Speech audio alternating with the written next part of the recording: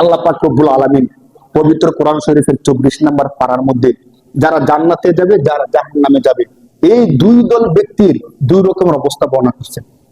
এই দুই দল ছাড়া আর কোন দল আছে আপনাদের কি মনে হয়? একদল জান্নাতি আর একদল জাহান্নামী, মাঝামাঝি কোন দল আছে? নাই। কোরআন শরীফের মধ্যে আল্লাহ পাক রব্বুল আলামিন এই দুই দলের বর্ণনা কত চমৎকার করে দিয়েছে। আসেন আমরা আল্লাহ থেকে সরাসরি শুনি। আল্লাহ বলেন, وسيق الذين كفروا إلى جهنم زمرا حتى إذا جاءوها فتحت أبوابها وقال لهم خزنتها ألم يأتكم رسل منكم يتلون عليكم آيات ربكم وينذرونكم لقاء يومكم هذا। শুধু কোরআনের অনুবাদের একটু মনোযোগ দিয়ে শোনেন, আল্লাহ পাক রব্বুল আলামিন কিভাবে জান্নাতি এবং জাহান্নামীদের অবস্থাটা তুলে ধরছেন। এর গত সপ্তাহে আমরা কতটুকু আলোচনা গেছিলাম যে একজন ব্যক্তি যখন মারা যায় তাকে আমরা বিসমিল্লাহি আলা মিল্লাতি রাসূলিল্লাহ, বিসমিল্লাহি আলা মিল্লাতি রাসূলিল্লাহ বলে কি করি? তার কবরের মধ্যে তার লাশটা রাখি। তিনজন ব্যক্তি কবর থাকে আর উপর থেকে কয়েকজন ব্যক্তি কবরের মধ্যে তার লাশটা রাখি। কিভাবে রাখি? আমরা তখন বলি বিসমিল্লাহি আলা মিল্লাতি রাসূলিল্লাহ। কবরে রাখার পরে পশ্চিম মুখ করে আমরা তার মুখটা রাখি। পশ্চিম দিকে তার চেহারা কোন দিকে রাখে বলেন? পশ্চিম দিকে রাখে। কোন কোন এলাকার মধ্যে পশ্চিম দিকে রাখার জন্য ধরেন মাথাটাকে একটু চাপ দিয়ে ঘুরাইয়া তার নিচে একটা মাটি দিয়ে দেওয়া হয়। এই কাজটা অনুচিত।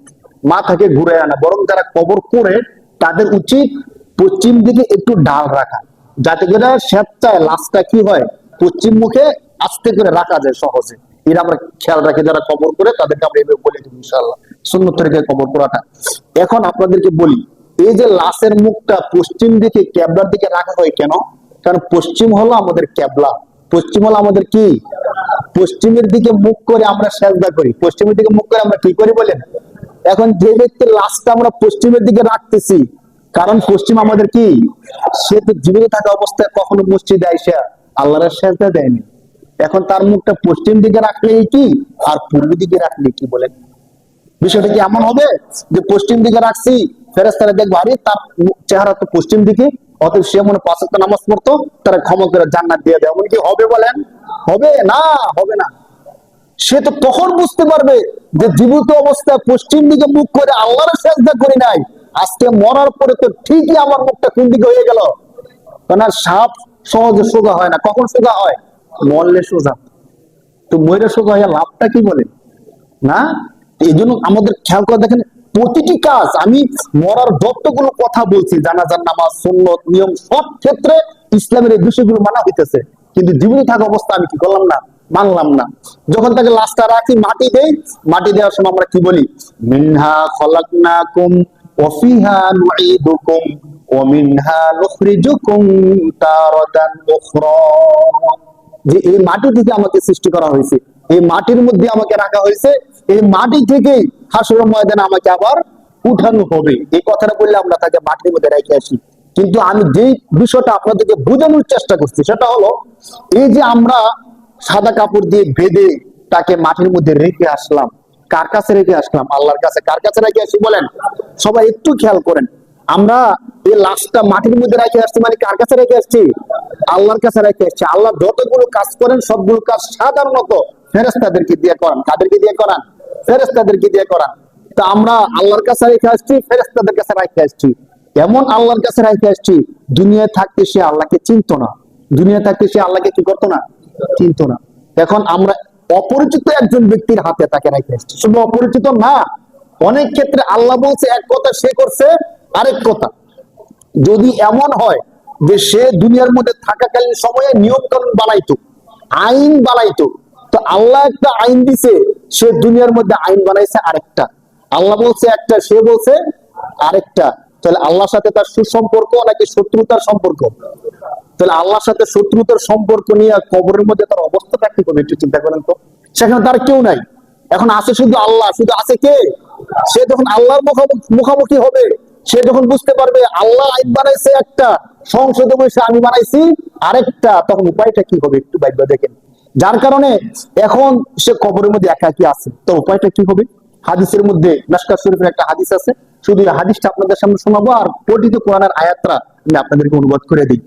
আল্লাহ পাক বলেন, ওয়াসিকাল্লাযীনা কাফারু ইলা জাহান্নামা যুমারা, যখন এই বান্দাদেরকে যারা আল্লাহকে মানতো না, আল্লাহর কাজগুলো করতো না, তাদেরকে যখন জাহান্নামের দিকে নিয়ে যাওয়া হবে, ইলা জাহান্নামা যুমারা হাত্তা ইযা জাউহা ফুতিহাত আবওয়াবুহা।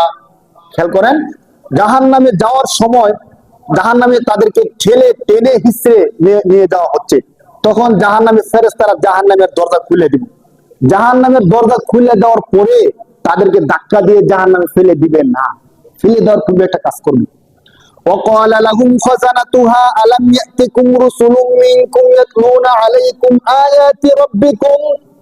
জাহান্নামের ফেরেশতারা তাদেরকে জাহান্নামে নিক্ষেপ করার পূর্বে তাদেরকে জিজ্ঞেস করবে, দাঁড়াও, এই যে আজকে তুমি জাহান্নামের মধ্যে প্রবেশ করবা, দুনিয়ায় তোমাদের কাছে কোন আলেম কোন নবী তোমাদের কাছে এই কথাটা বলছে কি বলে নাই?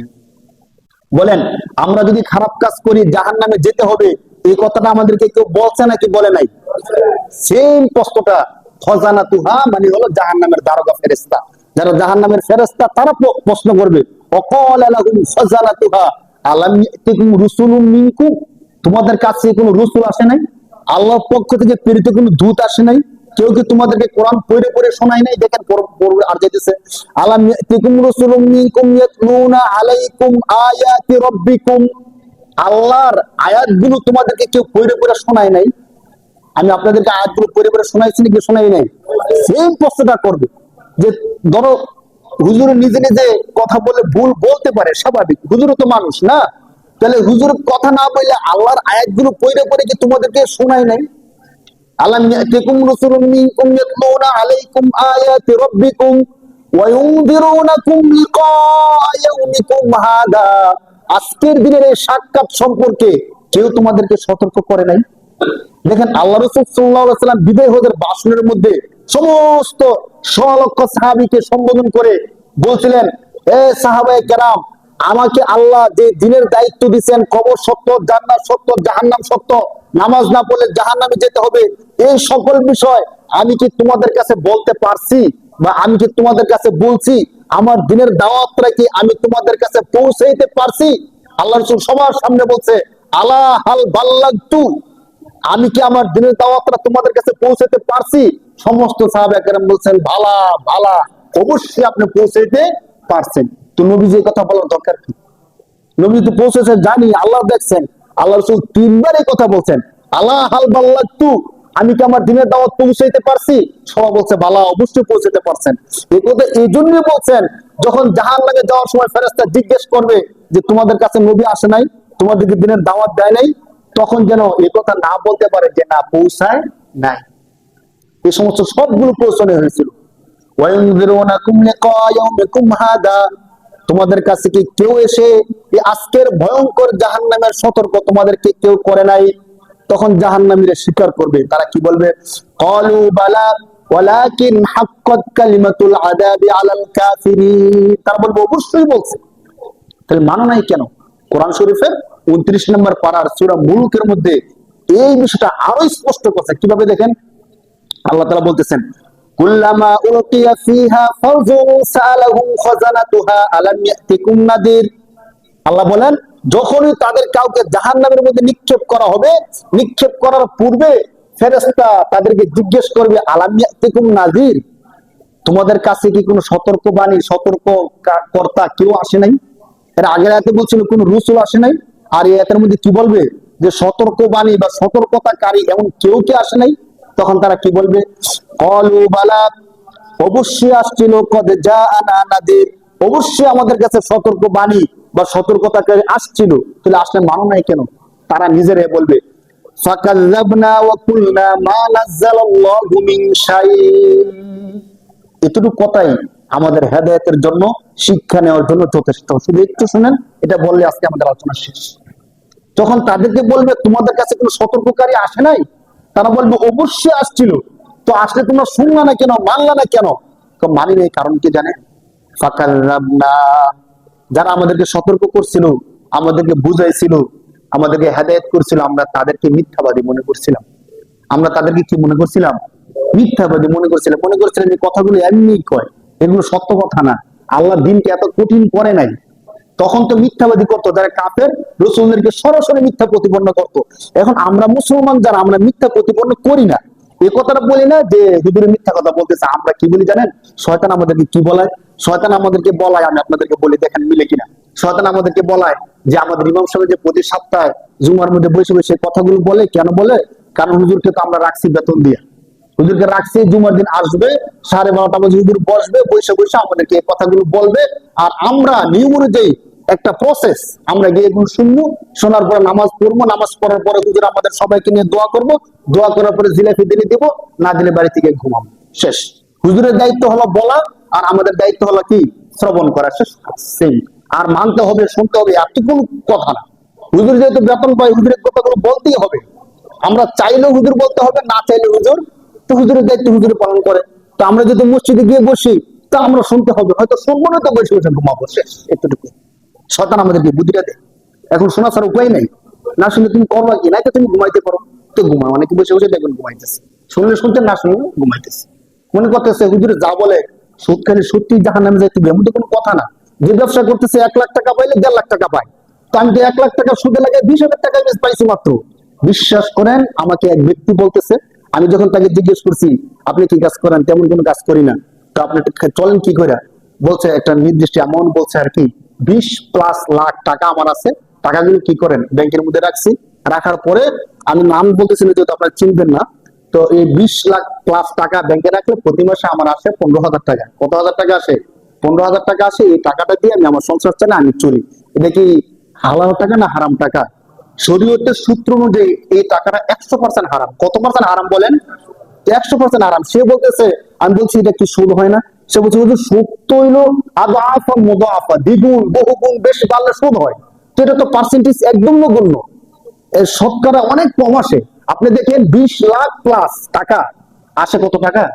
15,000 টাকা। এটা সুদের কিছু না। তো আমি যখন সুদের বয়ান করি, ঘুষের বয়ান করি, অত্যাচার জুলুমের বয়ান করি, তখন শয়তান তাদেরকে ধোঁকা দেয়। হুজুর যে সুদের কথা বলছে, আমি যেটা করতেছি এটা ওই রকমের সুদ না, ওইটা ভিন্ন সুদের কথা বলতেছে। হুজুর যে জুলুমের কথা বলতেছে, এই জুলুম বলতে এই জুলুম না। এই কথাগুলো শয়তান ধোঁকা দিয়ে দিয়ে আমাদেরকে ধরে রাখছে। নয়তো কেন এরপর আমরা অপরাধ করি ভাই?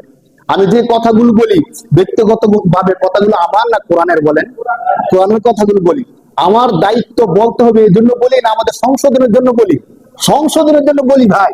আমার দায়িত্ব থাকলেও আমি বলতাম, না থাকলেও বলতাম। কিন্তু বিশ্বাস করেন, ওয়াল্লাহি আমি আল্লাহর কসম করে বলতে পারবো, আমার আশা যে আমি যদি হাসরের ময়দানে যাই, আল্লাহ যদি আমাকে ক্ষমা করে দেয়, আমার প্রত্যেকটা মুসলিম যেন আমার সাথে জান্নাতে যেতে পারে, আমার সেই আশা আকাঙ্ক্ষা থাকে। যেন আমার পিছনে যারা নামাজ পড়ছে, একটা মানুষ যেন জাহান্নামে না যায়, ওই দিকে লক্ষ্য রেখে আমি কথাগুলো বলি। বিশ্বাস করেন, কারো প্রতি কোনো শত্রুতা বিদ্বেষ কিচ্ছু নাই। আপনার প্রতি কেন শত্রুতা হবে? আপনার জায়গার সাথে আমার জায়গা না, আপনার বাড়ির সাথে আমার বাড়ি না, আপনার সাথে আমার কোনো লেনদেন নেই। আপনার সাথে আমি কেন শত্রুতা করবো বলেন? আপনার সাথে তো আমার হৃদ্যতার সম্পর্ক, ভালোবাসার সম্পর্ক। বিশ্বাস করেন, কোন মুসলিমের সাথে আমার বিন্দু পরিমাণ কোনো বিদ্বেষ নেই। আমি যে কথাগুলো বলি, আল্লাহ যদি হাসুদিন আমারে ক্ষমা করে দেয়, আমার মুসল্লিদেরকেও যেন ক্ষমা করে দেয়, ওই আশা নিয়ে কথাগুলো বলি। যে কোন একটা মুসল্লিও যদি তার অন্তরে এই বিষয়টা নাড়া দেয়, হুজুর প্রতি সপ্তাহে কথাগুলো বলে, না আজকে থেকে সুদি কারবার ছেড়ে দিই, না এই সপ্তাহ থেকে দাঁড়িয়ে রাখা শুরু করে দিই, না আজকে থেকে আর নামাজ মিস দেবো না, যদি কোন একটা মুসল্লি আমার একটা কথার দ্বারা যদি এই নিয়ত করে আমল করে, সে সওয়াব পাবে, আমিও সওয়াব পাবো। হাসরের দিন আমিও মুক্তি পেয়ে যাব, আমার প্রিয় মুসলিমটা মুক্তি পেয়ে যাবে। শুধু এই আশা আপনাদের সামনে কথাগুলো বলি, আর কোনো কিছু না। যদি আমি এখানে না কথাগুলো বলি, হয়তো অন্য জায়গায় কথাগুলো বলতাম, ঠিক না বলেন? আল্লাহ তাআলা আমাদের সবাইকে বুঝার তৌফিক দান করুক বলি আমিন। এমন ভাবে যেন চলতে পারি, আল্লাহ তাআলা আমাদেরকে ক্ষমা করে জান্নাতের মালিক যেন বানায় দেয়, সেভাবে যেন চলতে পারি, আল্লাহ তাআলা যেন তৌফিক দান করে বলি আল্লাহুম্মা আমিন।